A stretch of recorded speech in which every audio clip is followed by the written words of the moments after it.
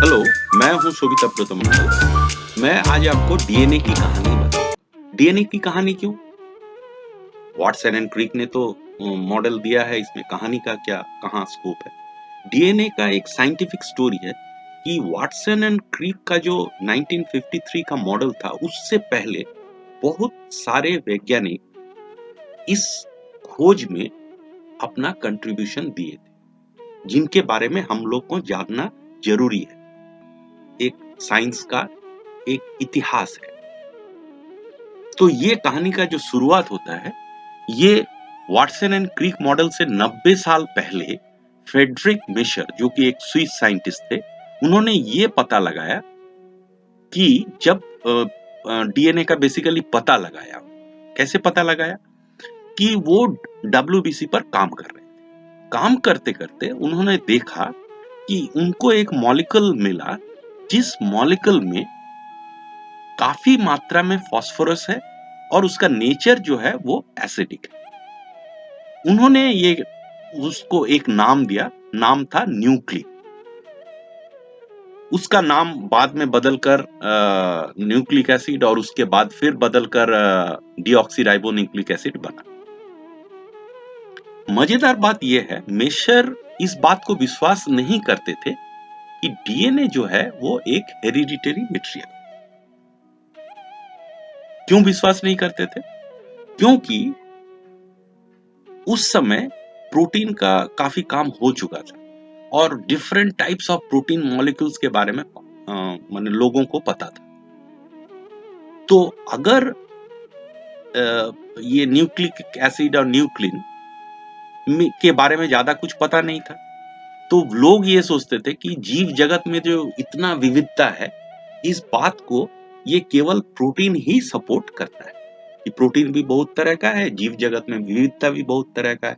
तो इसलिए जो हेरिडिटरी मटेरियल होगा, जो एक जनरेशन से दूसरे जनरेशन जा रहा है, वो जरूर प्रोटीन ही होगा। इसके बाद ग्रिफिथ एक एक्सपेरिमेंट, वो एक्सपेरिमेंट में ये था, वो न्यूमोनिया बैक्टीरिया के साथ एक्सपेरिमेंट, जिसमें उन्होंने क्या किया, दो तरह का न्यूमोनिया बैक्टीरिया, एक आर टाइप और दूसरा एस टाइप। अब ये आर टाइप क्या है? आर टाइप के ऊपर में, बैक्टीरिया के ऊपर में कोई कोट नहीं है और इसमें जो किलिंग पावर भी नहीं है, मतलब विरुलेंट नहीं। और एस टाइप जो है, उसके ऊपर में एक कैप्सूल है, एक पॉलीसैकेराइड कैप्सूल है और ये किसी को मार सकता है। उन्होंने क्या किया कि आर टाइप का एक इंजेक्शन एक चूहे को दिया और एस टाइप का एक इंजेक्शन एक चूहे को। तो उन्होंने देखा कि जिसको एस टाइप दिया गया वो मर गया। तो इससे ये बात सिद्ध हो गया कि एस टाइप में मारने का क्षमता है। अब उन्होंने क्या किया, एस टाइप को हीट से खत्म कर दिया, मतलब नष्ट कर दिया, करके इंजेक्शन दिया। उन्होंने फिर इंजेक्शन किसको? चूहा को दिया। तो देने के बाद देखे कि चूहा नहीं मर रहा है और उसमें माने कोई भी बैक्टीरिया का सेल उस तरह से नहीं मिला। नेक्स्ट उन्होंने क्या किया कि एस टाइप को हीट से मार दिया और जिंदा आर टाइप के सेल को मिक्सचर बनाया और फिर इंजेक्शन दिया।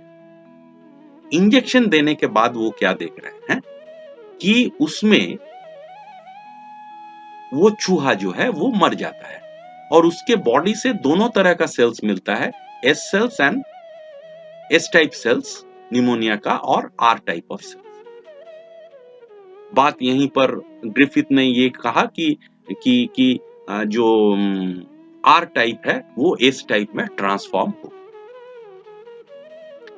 ये कहानी है 1928।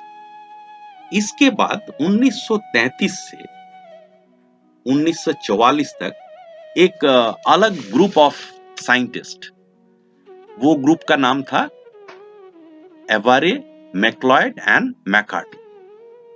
ये लोग ग्रिफिथ का जो ट्रांसफॉर्मिंग प्रिंसिपल था उसको पता लगाने का चेष्टा कर रहे थे। तो उन्होंने पता लगाने के लिए क्या किया? उन्होंने पता लगाने के लिए ये किया कि सबसे पहले एस टाइप को हीट किल्ड कर दिया।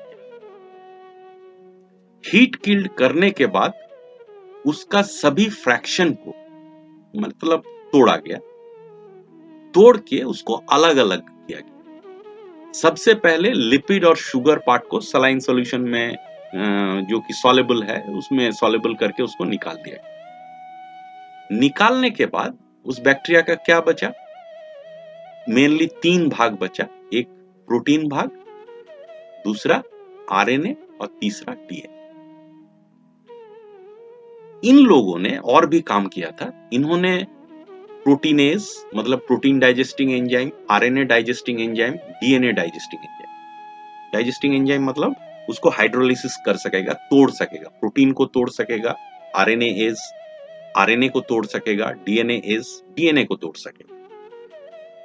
अब उन्होंने क्या किया कि ये जो हीट किल्ड जो एस टाइप सेल्स था निमोनिया का, उससे पहले सबसे पहले लिपिड्स और शुगर को रिमूव कर दिया और उस सैंपल को 3 भाग में बांट दिया। एक भाग में प्रोटीनेज दिया गया, मतलब उसमें और कोई प्रोटीन नहीं पाया जाए। दूसरे में आरएनएज दिया गया, मतलब उस टेस्ट ट्यूब में और कोई आरएनए नहीं रहेगा। और तीसरे वाले में डीएनएज दिया गया, मतलब उसमें कोई डीएनए नहीं रहेगा। अब 3 जगह में आर टाइप सेल्स लिया गया और तीनों सैंपल को मिलाया गया। मतलब एक में मिलाया गया जिसमें कोई प्रोटीन नहीं है, उसको आर टाइप सेल्स से मिलाया गया। दूसरे वाले को उससे मिलाया गया जिसमें कोई आरएनए नहीं है, और तीसरे वाले को उससे मिलाया गया जिसमें कोई डीएनए नहीं।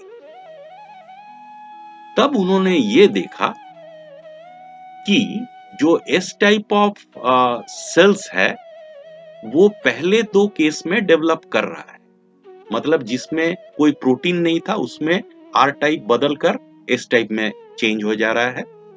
दूसरे वाले जिसमें आरएनए था उसमें भी आर टाइप सेल्स वो किस में बदल जा रहा है? एस टाइप में बदल जा रहा है, मतलब है कुछ जो बदलवा रहा है आर टाइप को। और तीसरे वाले में जिसमें डीएनए नहीं था वो किंतु आर टाइप एस टाइप में बदलने नहीं सका। बदलने नहीं सका का मतलब क्या है? मतलब डीएनए ही वो चीज है जो कि आर टाइप को ट्रांसफॉर्म करके एस टाइप बदल रहा है। मतलब यही वो जेनेटिक मटेरियल है जो कि ट्रांसफॉर्मेशन के लिए जिम्मेवार है। किंतु किंतु यहां पर कहानी में ट्विस्ट है थोड़ा। इस समय लोग इस बात को मानने के लिए तैयार नहीं थे कि डीएनए एक हेरिडिटरी मटेरियल है, मतलब वो कैरेक्टर को निश्चित करता है, सेल्स का जो प्रोसेस है उसको निश्चित करता है, क्योंकि उसमें वो विविधता नहीं थी। उससे पहले नोबेल प्राइज मिल चुका है डीएनए का कंपोनेंट्स मतलब न्यूक्लियोटाइड्स के ऊपर। तो हम लोग जानते हैं कि 4 न्यूक्लियोटाइड है, तो 4 न्यूक्लियोटाइड इतना सारा वैरायटी, इतना सारा कैरेक्टरिस्टिक्स को कैसे सपोर्ट करे?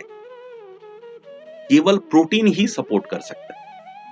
तो ये लोगों को मान्यता मिला किंतु सर्वमान्य नहीं हुआ। इनके अगेंस्ट में बहुत सारे लोग मतलब बोलते थे, मतलब उस समय एकदम पूरा लॉबी था अलग अलग, जो लोग डीएनए को हेरिडिटरी मटेरियल मानते थे और दूसरा लॉबी था जो लोग प्रोटीन को हेरिडिटरी मटेरियल मानते थे। तो ये चीज चलते रहा, मतलब अभी तक हम लोग डीएनए एकदम हेरिडिटरी मटेरियल है इसको कंफर्म नहीं कर रहे हैं।